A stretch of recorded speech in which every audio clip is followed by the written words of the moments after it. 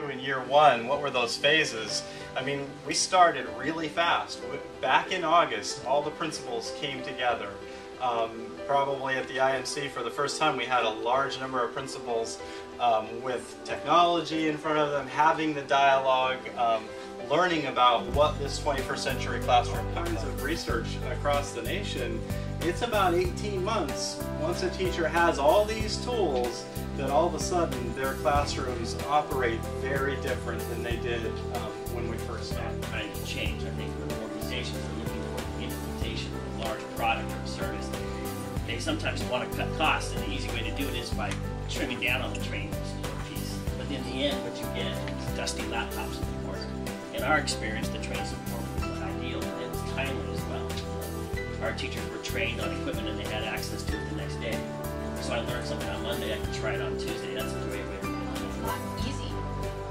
My Algebra 2 course that I'm teaching right now, the part that I love most about these is that I can have my students go online to Moodle and they can upload my presentation.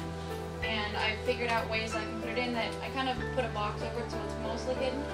But my students that are faster, they can move the box, they can write down their notes and move on to the next slide where the problems are there. So if they already know how to do it, they can go ahead and start those next problems. So it allows them to kind of move at their own pace. Also, having their computers there, I can get them online. We got a new textbook adoption this year, so my geometry students can go online. If they forgot their books, they can go and sign in and turn in their computer at page 301 instead of opening their books. So partially, it gives them more space on their desk. I don't care if they bring their books, they can open up their laptop and see it the same way. She has a question. Oh, no. You know, they're engaged. And we do, on yours it says student, somebody, we do names. And so they can see who's chimed in and say the person next to them's having a problem is, do we help? You know, they're offering to help each other because they want it answered so they can see the results. And they saw their scores and like, oh my gosh, I did a lot better than I thought, or oh wow, I really need to work on some of these things. I bet you I did which ones I thought. It was instant, and that's totally their culture. They're so used to getting that instant gratification. To share files and store files. One, that they can access their files from any classroom and at home. And I think that's something that's going to be coming around the corner too. So those are the highlights.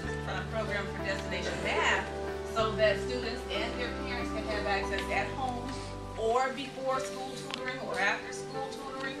Some schools even use a program like this in their Advancement Academy course. So that's an academic support class for students who require additional support. So we have plenty of intervention. So this particular one is called Destination Math. As Daryl said, it's available in English and in Spanish, which ties hand in hand with our core curriculum. So this is an intervention. It is not the core. Actually seeing in real time kids getting on to the netbooks, kids using the interactive whiteboard, kids doing what you're doing today where they're getting to use the voting active expression desktop software. And so as a result, we're seeing teachers who walk in thinking, I don't know if I'm ready for this, walking out going, oh yeah, I can implement that tomorrow. It's not, it's once they've seen that vision of what it can look like that we're really able to kind of calm those concerns.